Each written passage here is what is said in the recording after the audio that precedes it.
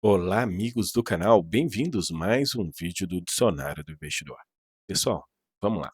Muita gente me perguntando, e principalmente um colega perguntou, e alguma novidade sobre o TORD 11? Vamos lá. Relatório gerencial, o fundo não emite há mais de ano. Então, quando a gente não tem relatório gerencial, é mais difícil a gente compreender o que está acontecendo pelo fundo. Mas existem alguns outros documentos que são obrigatórios, que são os informes. Tem o informe mensal e informe trimestral. Esses dois informes, a gente consegue entender pelo menos o fluxo de caixa do fundo. E o fluxo de caixa é ele que gera a distribuição de rendimentos, já que todo fundo imobiliário, por semestre, é obrigado a distribuir 95% do lucro caixa. Então, analisando o lucro caixa, os informes mensais, eu vou chegar a um possível levantamento se ele está tendo lucro para distribuir ou não. Então vamos olhar lá. Primeiro vou começar aqui na página do Status Invest. Aqui na página do Status Invest que a gente tem TORD 11 atualmente a R$ 1,44, tá? Nas mínimas, né? A mínima de todos os tempos foi R$ 1,42. Então ele está nas mínimas mínimas mesmo. Olha, muita gente fica lá, pessoal, estou pensando em comprar, o que você acha? Eu repito aquele discurso de sempre. Espera o fundo dar sinais de recuperação. O fundo não deu sinais de recuperação ainda, você vai estar pegando a faca caindo. Você espera ele dar sinais de recuperação, aí você entra para você. Kiko, mas se eu pegar sinais de recuperação, ele já vai ter subido 10% quando eu entrar. Não tem problema, pessoal. Depois ele sobe mais 10 e você está dentro. É melhor você, em vez de não ganhar 20%, ganhar só 10%, do que entrar agora e perder 30%, que ainda não chegou o momento dele mostrar sinais. Então, para quem está de fora, quem está dentro, só lamento. Aí você tem que analisar se sai, se fica ou não. Agora, atualmente, o PVP dele está 0,11. O último provento que ele pagou foi em fevereiro de 2023 e foi 5 centavos. Aqui no próprio site Status Invest, se você clicar aqui em comunicados, tem aqui as publicações. A gente não vê relatório, mas a gente vê aqui os informes periódicos.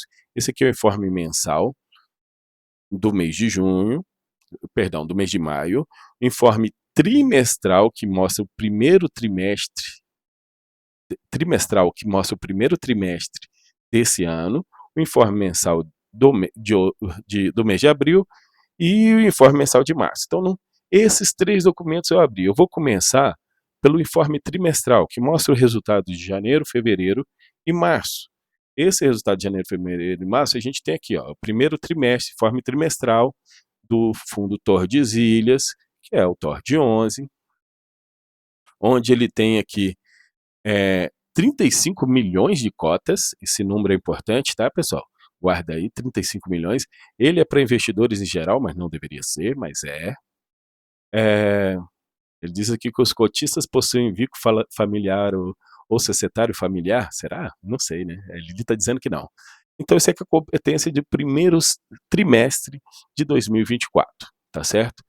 A gente tem aqui a informação por tipo de ativo, ele coloca todos os ativos do fundo. Vou passar por essa parte, mas quem quiser depois olhar com calma, forma trimestral, é muito legal. Aí a gente tem a demonstração trimestral de resultado contábil e financeiro. Entenda que isso aqui é competência, isso aqui é caixa. Resultado caixa dos ativos imobiliários. Nada, nenhum resultado. Propriedades para investimento. Deram prejuízo. Elas deram prejuízo de R$ 1.172,16.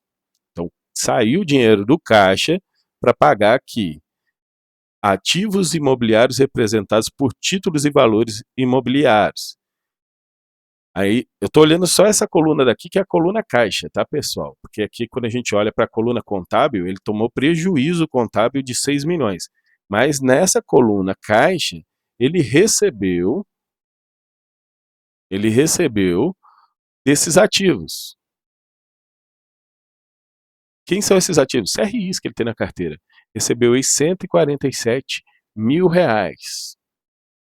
Então, aqui teve 1.000 de despesa, ali não recebeu nada. Por enquanto, no primeiro trimestre, ele recebeu 137 mil. Ele teve de resultado, ou seja, lucro caixa, de R$ 147 mil.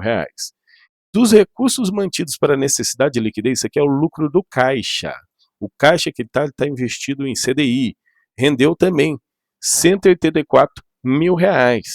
Somando os dois aqui já dá mais 300, né? Aí, mas ele teve aqui das despesas, 103 mil de despesa. Nessas despesas tem, por exemplo, taxa de administração, impostos, registros de cartório e etc. No final das contas, o resultado contábil financeiro do trimestre líquido, ele teve um lucro no primeiro trimestre de R$ 228 mil, R$ 216,57. Então, ele teve resultado no trimestre. Então, é passivo de distribuição do trimestre, de acordo com a lei, R$ 216 mil, 95%. Então, ele poderia, e ele distribuiu quanto nesse trimestre? Nada. Ele teria que distribuir no mínimo R$ 216 mil. Ele distribuiu quanto? Nada. Porque ainda é trimestre, não é o semestre, né? Ele distribuiu nada. Deveria ter distribuído? Poderia. Mas isso aí, quanto é R$ 228 mil por cota? Se a gente dividir. Aí eu fiz a conta aqui. Você pega, no caso, 16 mil, que era os 95%, dividido por 35 milhões de cotas, dava aí 6 milésimos de real, não dava nem um centavo.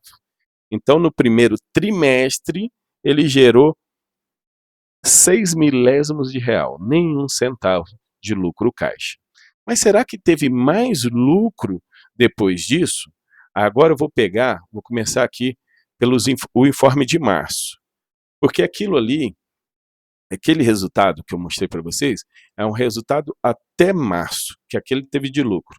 Então, eu não consigo agora saber o resultado, mas eu consigo saber quanto ele tinha de caixa ao final de março e ver que tanto que o caixa aumentou nos próximos meses para saber se ele continuou tendo lucro. Então, no final de março, ele tinha de caixa a gente vem aqui, ó, total de ativos para necessidade de liquidez. Esse aqui é o caixa dele, 3.169.000. Final de março, ele tinha isso de caixa. Aquele lucro de 200 e pouco está aqui dentro. Então, no final de março, ele tinha isso no caixa.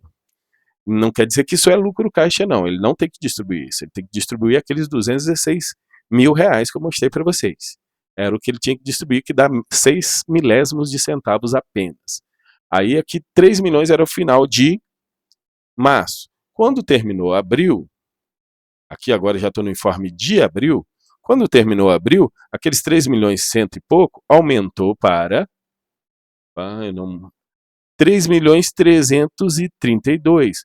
Então tivemos aqui praticamente, durante o mês de abril, o caixa aumentou 150 mil reais. Então, 150 mil reais aumentou o caixa.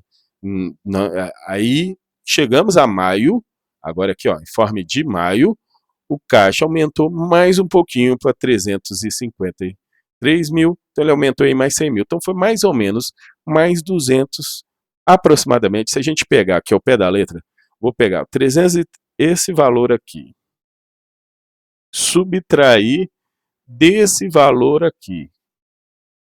Então vou colocar aqui esse valor menos esse valor, eu vou ter o lucro que ele teve em abril, o lucro caixa, que ele teve, o tanto que o caixa cresceu, não necessariamente é lucro, tá? O tanto que o fluxo de caixa, o tanto que o caixa cresceu ao final de março até o final de maio.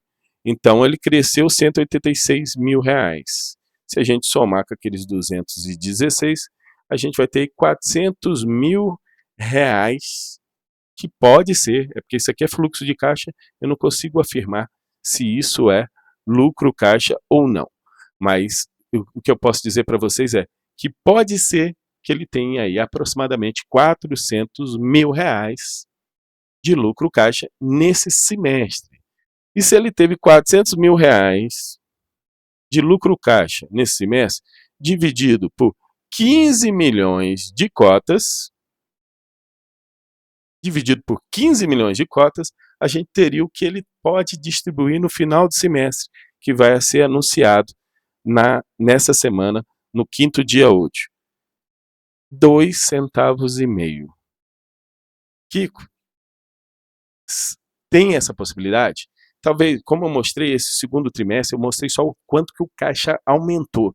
Eu não sei se isso foi o lucro caixa, mas se o que o caixa aumentou foi tudo lucro, ele tem condições de fazer uma distribuição de 2,5 centavos. Se ele aumentou e foi tudo lucro. Então, inclusive, eu estou achando a conta até um pouquinho errada. Deixa eu ver se eu não botei um negócio a menos. Tá certo, tá 15 milhões, tá certo, 15 milhões. E aqui tá 400 mil, isso.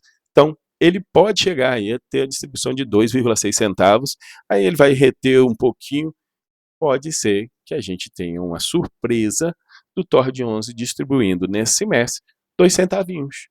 Será que distribui 2 centavos? A gente só vai saber mesmo agora no 5º dia, na data útil.